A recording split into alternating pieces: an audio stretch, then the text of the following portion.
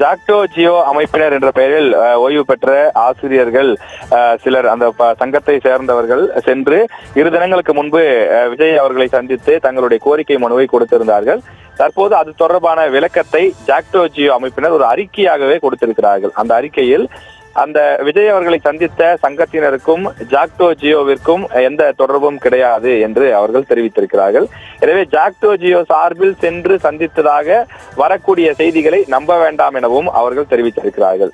ஏனென்றால் ஜாக்டோ ஜியோ தமிழக அரசிடம் நாங்கள் ஏற்கனவே கோரிக்கையை தெரிவித்திருக்கிறோம், அரசிடம் பேச்சுவார்த்தை நடைபெற்றுக் கொண்டிருக்கிறது, இதுவரை நாங்கள் 9 கோரிக்கைகளை பெற்றிருக்கிறோம்.